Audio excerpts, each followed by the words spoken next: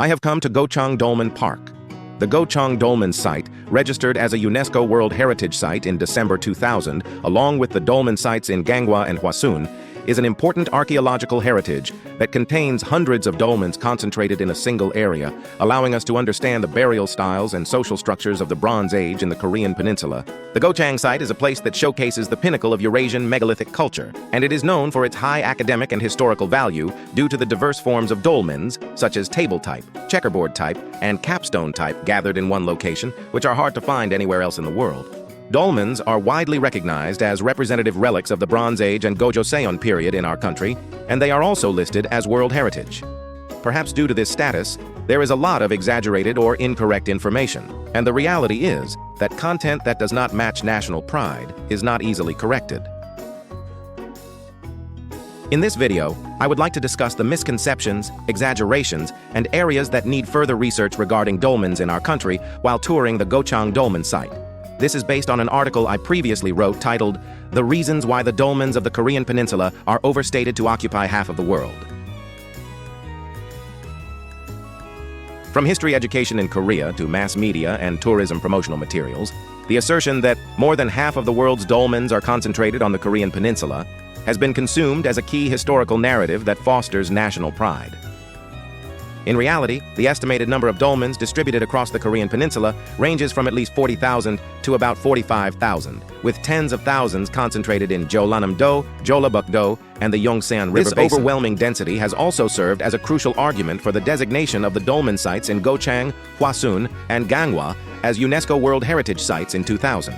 However, this appealing statistical claim of half of the world's dolmens reveals a critical blind spot when cross-verifying the macro distribution of megalithic culture across the Eurasian continent. This statistic is based on the premise that the total number of dolmens worldwide has been completely determined, but in reality, the dolmens scattered from Western Europe to the Middle East, the Indian subcontinent, and the Southeast Asian archipelago have yet to be accurately quantified. The figure of over 40,000 dolmens that Korea boasts does not merely represent the unique excellence of prehistoric culture on the Korean Peninsula, rather.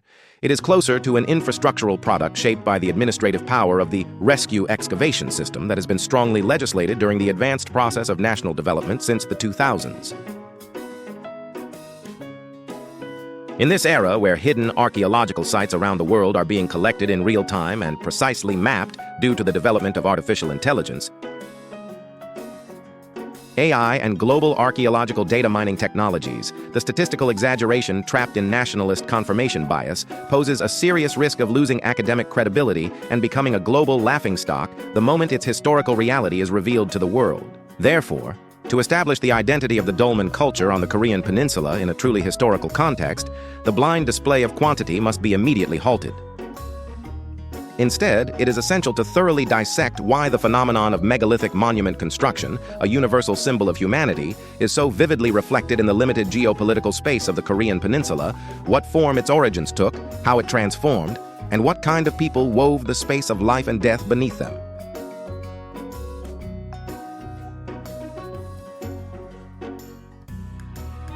In particular, Western Europe, Northern Europe, and the Mediterranean coast provide the most extensive database for studying the emergence and evolution of megalithic culture.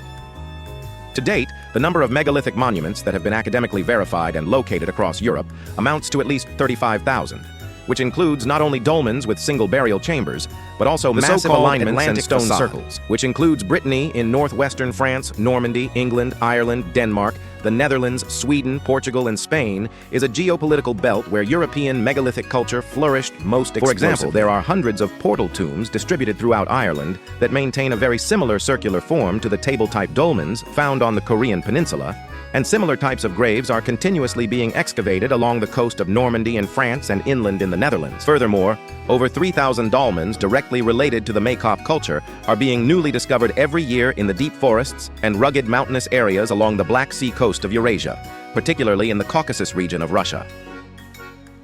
The chronology of the megalithic culture in Europe dates back to the Neolithic and Chalcolithic periods, around 5,000 to 3,000 years ago, which is several thousand years earlier than the Bronze Age dolmens of the Korean Peninsula, estimated to be around 1,000 years BC to a few hundred years later.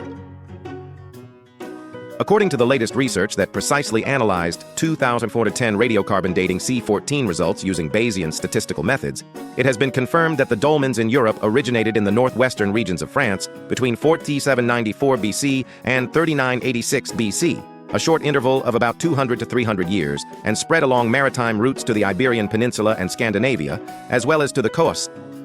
Despite the vast prehistoric megalithic monuments scattered throughout Europe, the popular narratives in Korea have thoroughly overlooked the relativization process of aggregating these monuments to calculate an objective ratio in the global total. The most decisive and structural reason why the statistical illusion of half of the world's dolmens has been maintained without being shattered is that the enormous number of dolmens scattered across the Indian subcontinent, the Middle East, and Southeast Asia has not yet been systematically measured or subjected to a nationwide survey led by the state. India's megalithic culture is indeed widely distributed across the entire southern region, from south of the Vindhya Range in the north to Tamil Nadu, Karnataka, Andhra Pradesh, Maharashtra, and Kerala.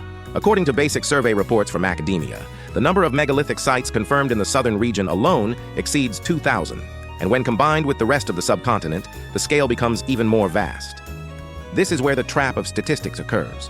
The figure of over 2,000 does not count each individual dolmen, but treats the entire site group where dozens to hundreds of dolmens are clustered as a single unit. For example, in the Pandavar Guda Hill area of Karnataka, India, there are densely packed dolmens with more than 50 within a single area, and the higher Benakal site features monumental stone burial sites with about 400 dolmens forming a massive necropolis. It has also been confirmed that there are at least over 100 clusters of massive dolmens distributed in the Tamil Nadu region.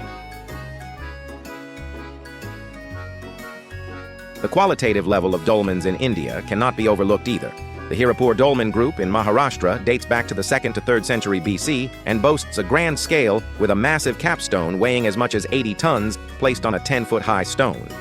Furthermore, within this site, glass and copper bracelets were found alongside iron ore and remnants of iron smelting, suggesting that the group that constructed the dolmens possessed advanced metallurgy.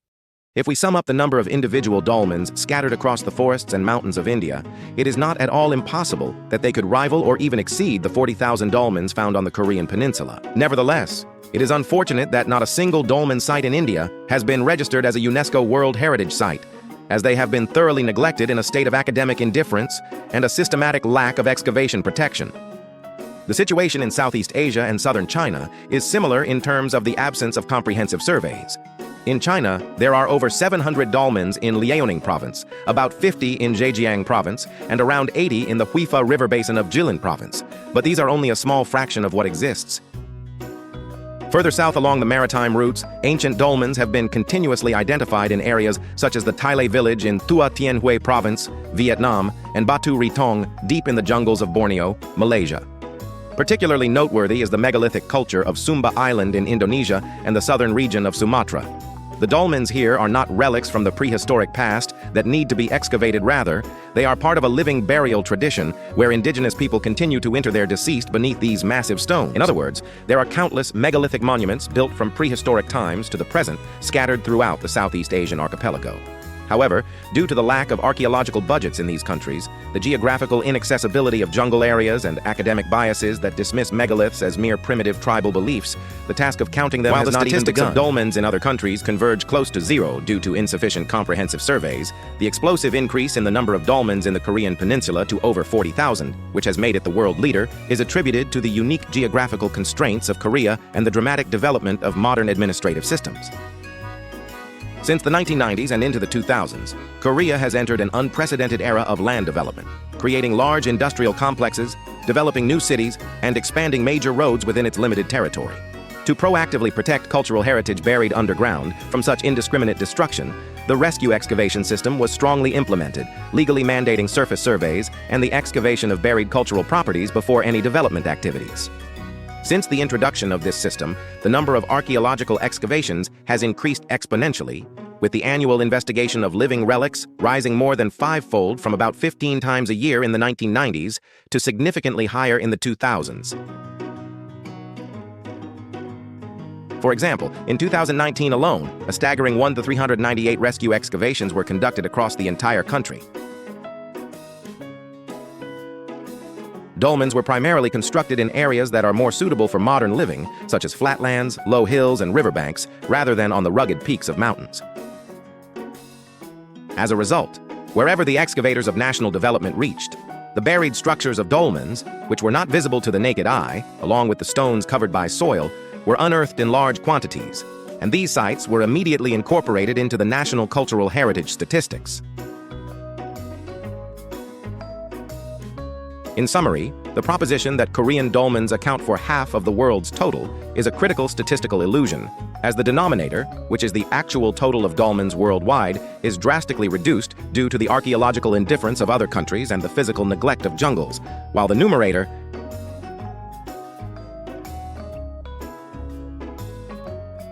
which is the total of dolmens in the Korean Peninsula, has expanded drastically through overwhelming civil engineering projects during the period of rapid growth and sophisticated rescue excavation infrastructure. When examining the chronology and geographical aspects of megalithic cultures worldwide microscopically, it is impossible to explain the current phenomena with a simplistic and linear propagation theory that suggests a perfect invention was completed in a specific region and then spread directly to the Korean Peninsula, which accounts for half of the world, through physical migrations. To understand the essence and archetype of dolmens in the Korean Peninsula, one must comprehensively consider how stimulus diffusion, which is the spread of abstract concepts through maritime networks, and convergent evolution, which is humanity's unique and proactive invention shaped by similar survival pressures in agricultural settled environments, intersect. In anthropology, stimulus diffusion refers to the phenomenon where a cultural invention is not transmitted directly as a physical finished product, language, or large-scale population movement, but rather only the fundamental ideas or principles that constitute that culture are disseminated through neighboring groups or trade networks, leading to a complete recreation in entirely new forms. Mapping the distribution of megaliths across the Eurasian continent and Africa on satellite maps reveals a strong geographical feature that is continuously distributed along major coastlines and large rivers, such as the Atlantic Ocean, the Mediterranean Sea, the Black Sea, the Indian Ocean, the Southeast Asian archipelago, and the Pacific Rim, rather than deep inland deserts or steppe regions. The background for Australian archaeologist Gordon Child's support of the single-origin theory of megalithic culture, which claimed the spread of megalithic religion and migrant priestly elites through the seas, was precisely due to this distinct single-origin distribution partially revised as radiocarbon dating results revealed that it occurred at various intervals within Europe. His essential intuition about the spread of ideology through maritime routes remains valid. The dolmens of the Korean Peninsula are also concentrated along the coast and major rivers, such as the western and southern coastal areas, as well as inland waterways like the Yongsan River, rather than deep in the mountains. This strongly suggests that a grand maritime cultural exchange network originated from the Indian subcontinent, passing through Sri Lanka, Southeast Asia, Indonesia, Malaysia, Vietnam, Taiwan, and the eastern coastal regions of China, about 50 in Zhejiang province and around 700 in Liaoning province, reaching the Korean Peninsula and the northwestern region of Kyushu, Japan about 600. Additionally, the Dravidian language structure of Tamil Nadu in southern India shows a distinct affinity with the Korean language.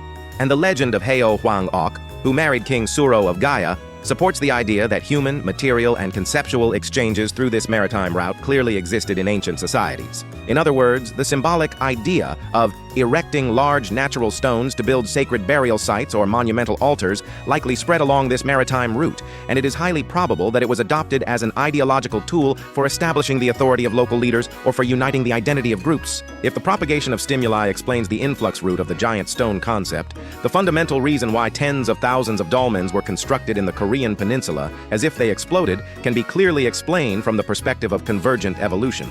Just as convergent evolution in biology refers to the phenomenon where completely different lineages of organisms, such as dolphins and sharks, evolve similarly.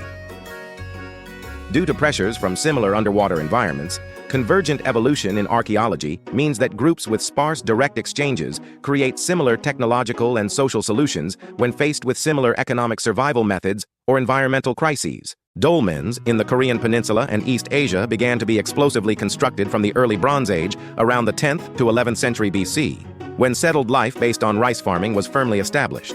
The transition from the constantly mobile hunter-gatherer societies of the Paleolithic and Neolithic eras to an agricultural society bound to the land gave rise to an obsessive attachment to fixed territories and unprecedented concepts of ownership and class. The large quantities of charred rice, crescent-shaped stone knives, and various agricultural bronze artifacts found in sites like Songguk-ri in Buyeo, Cheongcheongnam-do vividly demonstrate that rice and barley farming were the core economic foundations of that time. The accumulation of surplus products through agriculture inevitably led to the emergence of surplus labor, resulting in the differentiation of social classes that monopolized and controlled these surplus resources. Certain clan communities or groups desperately needed a massive landmark to visually showcase their exclusive and permanent possession of essential water resources, rivers, and fertile plains to neighboring tribes or migrants. The inefficient and laborious act of shaping and transporting boulders weighing from dozens to hundreds of tons to erect dolmens was, paradoxically, a declarative marker signaling territorial boundaries to other groups, and a highly political project aimed at maximizing the cohesion and mobilization capacity of the internal community. This aligns with the socio-economic mechanisms seen in the Karnak stones in France, where thousands of rocks marked a 4-kilometer area, or the megalithic monuments erected in the Deccan Plateau of India. The Bronze Age society of the Korean Peninsula faced environmental demands for settlement and agriculture, and maximized the idea of incoming megaliths as an evolutionary solution, exploding into thousands of sculptures in their own unique way. The true excellence and superiority of the dolmens on the Korean Peninsula is not found in the quantitative record of being #1 in the world, in terms of quantity. Their true value lies in the perfect optimization of the geological environment they utilized and the engineering sophistication of the construction methods that adapted the shapes to the climate and terrain. The most fundamental physical and geological background that allowed dolmens to be so densely concentrated in the southwestern part of the Korean Peninsula, including geolado, is the unique topographical characteristics of this region. The Korean Peninsula has a wide distribution of granite and gneiss areas that intruded on a large scale during the Mesozoic era, providing optimal conditions for sourcing high-quality megaliths. When visiting the dolmen sites in Hwasun, Jeonnam, or the Gochang area, traces of quarries where massive rocks were removed to be used as coverstones, capstones for dolmens can still be clearly seen on the slopes of the mountains today. The Pingmae Rock dolmen in Hwasun measures 7.3 meters in length and 4 meters in height, boasting a massive scale, with the coverstone weighing over 280 tons. The rocks and cut surfaces scattered around the Hwasun Gamtae rock quarry and the Pingmae Rock area prove that prehistoric people were able to read the joints of the rocks accurately, drive wooden wedges into them, and use the physical force of water to expand the wood, allowing them to detach the rocks with great precision. In fact, scientific analysis through microscopy has revealed that the combination and density of quartz, feldspar, and opaque minerals that make up the bedrock of the quarry located in the mountains and the upper stone of the dolmen, built on the plains, perfectly match. This vividly demonstrates that the Bronze Age people of the Korean Peninsula did not simply pick up or roll large stones, but instead established a systematic engineering system that utilized the forces of nature to quarry and transport dozens or hundreds of tons of rocks using minimal polished stone tools or rudimentary metal tools, along with vine ropes and log rollers. After the original concept of megalithic culture, such as the portal tombs of Europe or the dolmens of India, was introduced to the Korean Peninsula, the Bronze Age people of the peninsula did not simply imitate it, but dramatically diversified the forms to suit their natural environment and social needs. As a result, the Korean Peninsula became a structural museum of dolmens, where table-type northern style, checkerboard-type southern style, and slab-type unhewn stone type all coexist. This diversification of forms is a distinctive feature of the Korean Peninsula that clearly sets it apart from the monotonous megaliths of Europe or India. In particular, the unique form of the dolmen at Seonggye-ri, which majestically stands on the mountainside, demonstrates that the Korean Peninsula was not a passive terminus for the spread of megalithic culture, but rather a cultural innovation hub that maximized the visual aesthetics and structural stability of dolmens. Another significant reason to deeply study the dolmens of the Korean Peninsula is that the reality and worldview of the people buried beneath them completely overturn existing dominant perceptions. Generally, the Egyptian pyramids, or large megalithic tombs, have been regarded as monumental tombs for a single chieftain or king who held absolute power. Considering the physical load of dolmens, which can only be constructed with the mobilization of hundreds to thousands of people, interpreting them as the exclusive property of the ruling class with economic and political power seems reasonable at first glance. However, when we microscopically analyze the statistics of the dolmens on the Korean Peninsula, a new phenomenon called the inclusiveness of tombs emerges. In the area of Jukrim-ri and Sangup-ri in Jeonbuk, there are over 447 diverse dolmens densely clustered in a narrow mountain foothill area that is only 1.5 kilometers wide from east to west. In the Jeonnam-naju and Yongsan River Basin, there are over 20,000 dolmens scattered around. Considering the poor population support capacity of the time, if the dolmens were meant for only one supreme ruler, it would not be possible to have hundreds of burial mounds spanning several generations in such a small area. Archaeological excavations have revealed that in many dolmen burial structures, not only robust adult males but also the remains of the elderly, women, and even children have been frequently unearthed. This suggests that the dolmens of the Korean Peninsula were not merely exclusive tombs for a privileged few, but rather had the characteristics of a kind of family cemetery, or communal burial ground, where a significant number of ordinary members belonging to specific kinship communities or clan groups could be buried together. In other words, there existed a collective burial culture that involved erecting a massive stone monument and continuously adding burial sites around or beneath it over different eras. This relatively egalitarian and clan-bonding burial ritual paradoxically served as a hidden catalyst that exponentially increased the number of dolmens in the Korean Peninsula. At the same time, this space is also a time capsule of violent history. Among the remains of the buried individuals, it is not uncommon to find broken bronze swords or stone arrowheads embedded deeply in the chest or skull. This proves that with the advent of agricultural society, deadly wars and violent conflicts erupted among clans over land and surplus produce, vividly illustrating that dolmens served as memorial altars honoring war heroes or victims who sacrificed their lives for the village community. The discovery of traces of an enemy's head buried alongside victims in dolmens in the Kyushu region of Japan also suggests the intense violence and dual nature of ritual worship that characterized this era. While the megaliths, or pyramids of the West, were isolated in alien spaces of death, far from living areas, the Bronze Age people of the Korean Peninsula chose a method that thoroughly fused the spaces of life and death into one. Most dolmen sites in the Korean Peninsula are located not deep in the mountains, but right in the center of the living spaces where people of that time formed settlements and practiced rice farming, such as by rivers, in plains, and on low hills. In many rural villages, such as Seonggye-ri in Pohang, dolmens still prominently occupy the village courtyard, in the middle of rice fields and farmland, and in front of houses.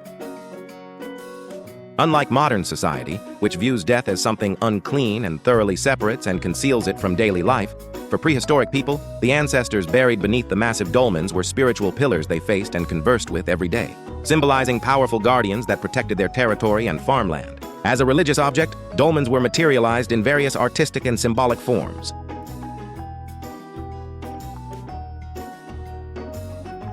The upper surface of the capstone was engraved with numerous holes altars, star blood imitating constellations like the Big Dipper. Reflecting an astronomical worldview, or the capstone itself was carved into turtle patterns, symbolizing fertility and longevity, embodying magical wishes. The vitality of this primitive megalithic faith is remarkably tenacious, as even in modern times, some local residents refer to dolmens as Chilcheong Rock, considering them sacred, or use them as holy prayer sites for folk beliefs, such as praying for a son at the dolmen near the Daegu Hwajangsa. This serves as the most compelling anthropological evidence of how cold, inanimate stones have functioned as spiritual mediators that intricately connect the lives and deaths of Koreans over thousands of years. As we enter an era of AI where geographic information systems, GIS, and data mining technologies have become extremely advanced, allowing for complete transparency and interconnection of all knowledge and indicators worldwide, the flawed, one-dimensional statistics produced out of nationalistic pride can no longer be regarded as historical truths. From the megaliths of Karnak in Brittany, Western Europe, to the stone tombs of the Caucasus Mountains, the dolmens of Hairapur in the Deccan Plateau of central and southern India, and across the Eurasian continent, including the jungles of Borneo in Malaysia and Sumba Island in Indonesia, the megalithic culture of humanity is buried in a scope and quantity that surpasses our imagination. As the systematic survey of thousands of megalithic sites in India is completed, and the data of unexcavated burial sites in Southeast Asia is digitized into the database of modern archaeology, the blind slogan that Korean dolmens account for 50% of the world will be revealed as nothing more than a statistical illusion that can be immediately debunked. The true value of the dolmen culture of the Korean Peninsula, which we should genuinely inform future generations about and take pride in globally, does not lie in the quantitative expansion of how many dolmens there are. Its true worth is in revealing how the concept of megalithic construction cultural diffusion has been brilliantly and originally fused and developed under the unique natural environment of the Korean Peninsula and the conditions of a Bronze Age agricultural society, Convergent Evolution, continuing along maritime trade routes across the vast Eurasian continent. The prehistoric people of the Korean Peninsula reached an engineering level of perfectly understanding and utilizing the natural granite terrain to quarry stones, and they left behind an egalitarian and familial burial culture that embraced not just a single tyrant, but the majority of members of clan communities beneath hundreds of tons of megaliths.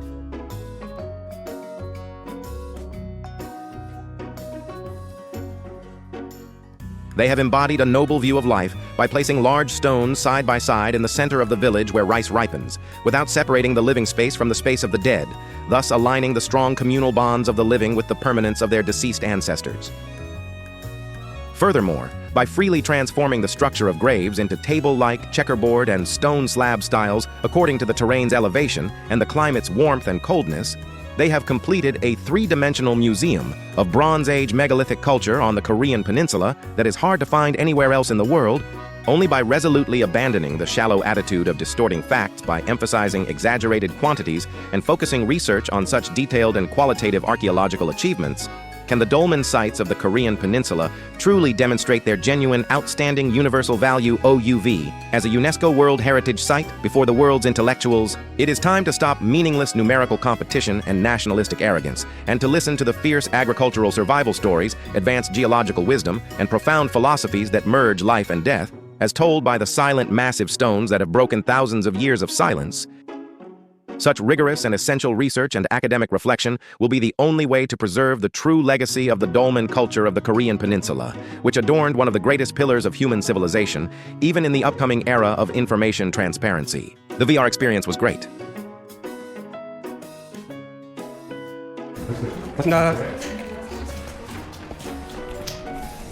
This place is better made than I expected. A lot of effort was put into it.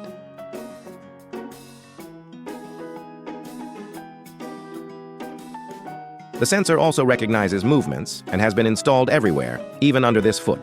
At the Gochang Dolmen site, there is a trackless tour train called Moro-Moro Train that operates to conveniently explore the wide area.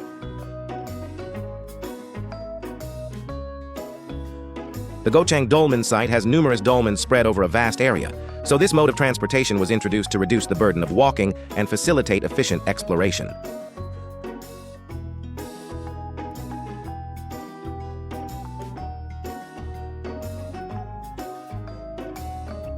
The unique name Moro-Moro is derived from the name of the Mahan Kingdom, Morobiri-guk Molu-Beli-guo, which was the first small country established in the Gochang area during the Samhan period. The train departs from the museum and circulates a distance of about 2 kilometers across the Gochang River, covering the main dolmen site courses from the most densely populated Course 1 to around Course 5. While riding the train, you can enjoy various forms of dolmen clusters scattered in nature, such as table type, checkerboard type, and stone table type.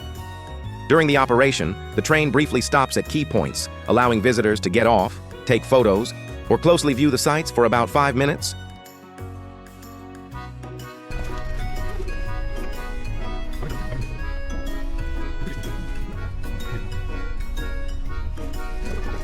It seems like business is really good.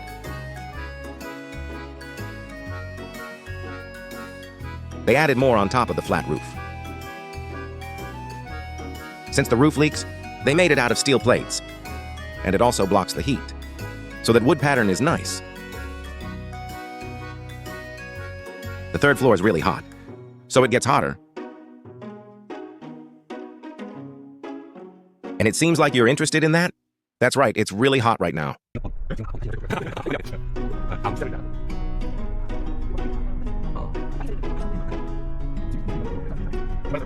That tea house makes the most money.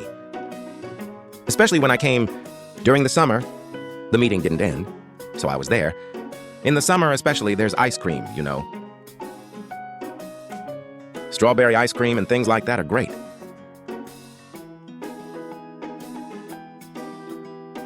Here I spend money like crazy, but investing just 1/1000th of this makes more profit, haha.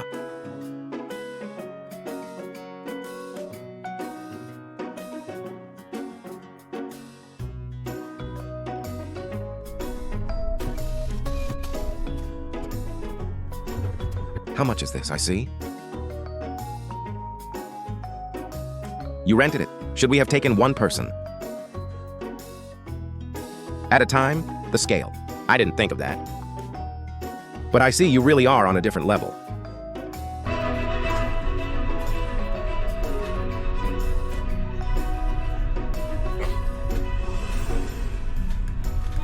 Hello!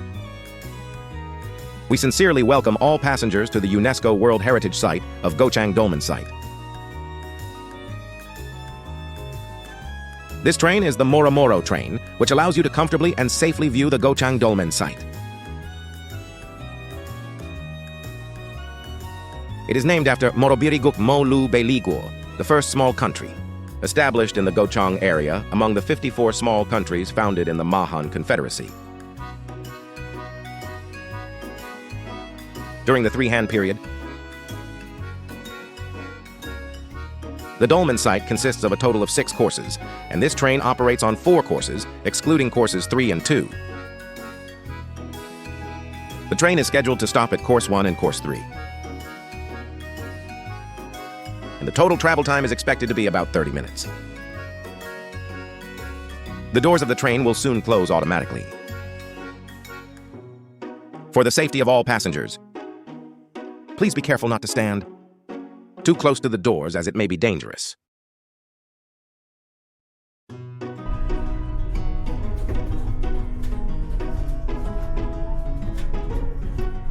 Our train is moving to the UNESCO World Heritage Site of Gochang Dolmen Site.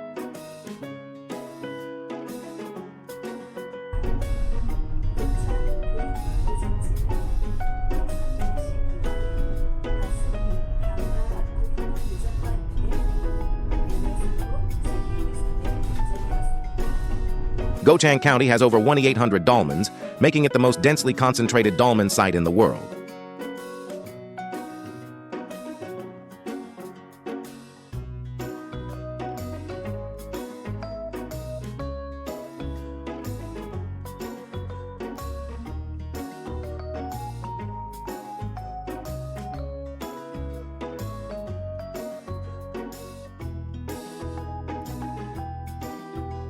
It encapsulates the lifestyle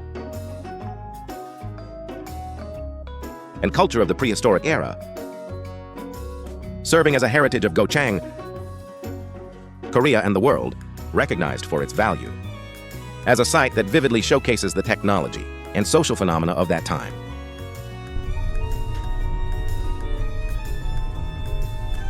We will soon enter the UNESCO World Heritage Site of Gochang Dolmen Site.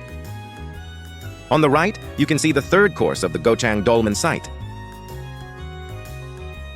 designated as a UNESCO World Heritage Site. The 3rd course, which has 128 dolmens, is located in the valley between Shangbong and Jungbong, forming the central area of the Gochang Dolmen Site. Various types of dolmens still exist.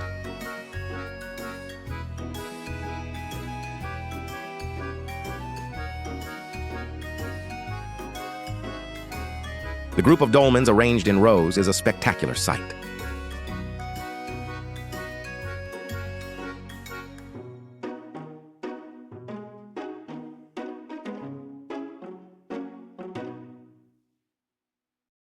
We will soon arrive at course 5.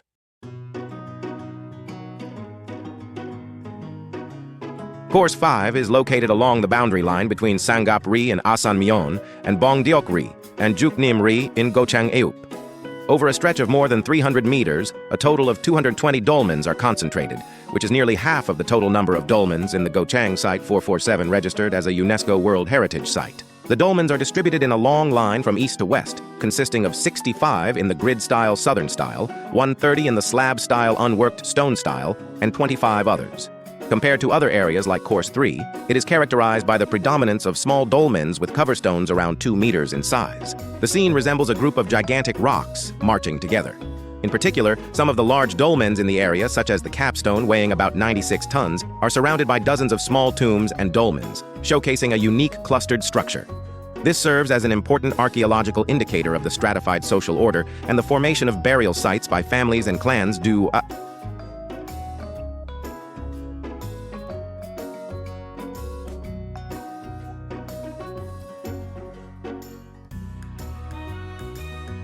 Unlike other courses that are sparsely preserved in wide fields or slopes, numerous dolmens are densely packed like a field, allowing for the most intense visual experience of the massive scale of the Bronze Age burial site.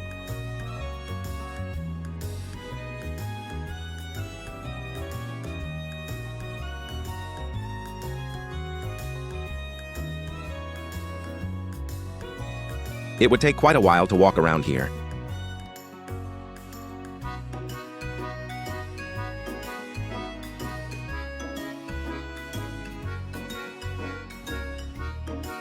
It's completely a trekking course. We need that kind of thing. The small dolmens in the form of stone slabs and checkerboards, which are clustered too closely together at around 2 meters, may appear overly simplistic to the eyes of general visitors without archaeological knowledge, resembling a mass of rocks on a hillside. If one expects the distinct aesthetic of the table-style dolmens found in Gangwa Island, the individual impact of each dolmen is diminished. Due to the high proportion of slab-style dolmens, which consist of a cover stone placed directly over an underground burial chamber, some sites may be difficult to clearly identify as tomb structures with the naked eye due to surface deformation or the growth of vegetation, leading to confusion with surrounding stones. The cherry blossoms are beautifully planted. They will be lovely in spring.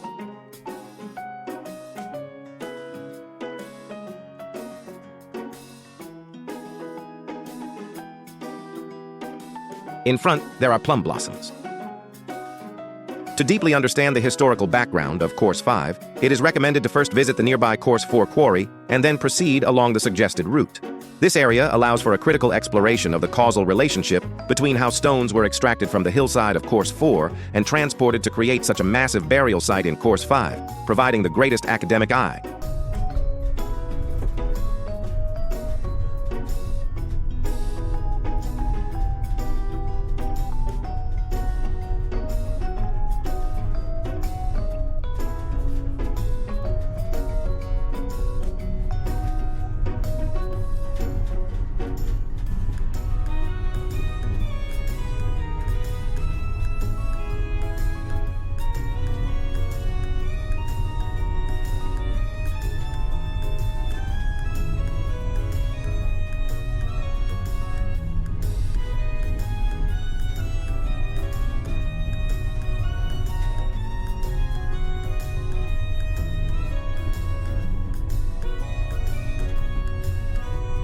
Right now, the dolmens in our country and the northern-style dolmens are actually quite similar. But the dolmens in Malaysia are somewhat similar to those in India, aren't they? I think there are 2 routes. There is a marine route and then a land route. So the timing difference is clearly noticeable.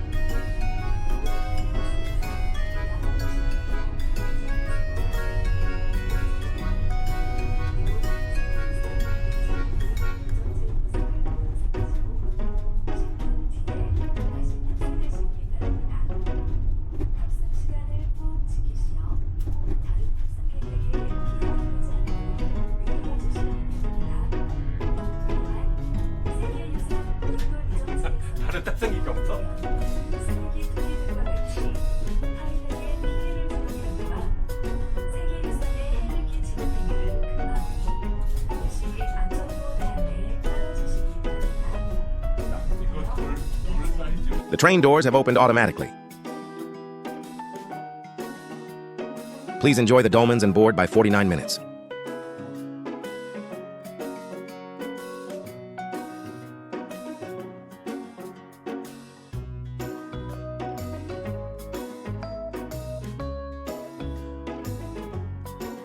I will take a look at the dolmens while walking.